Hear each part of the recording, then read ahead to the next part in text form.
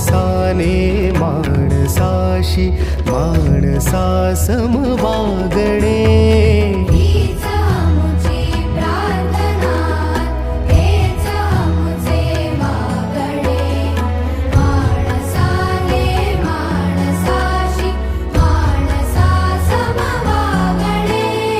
हीच आमुची प्रार्थना.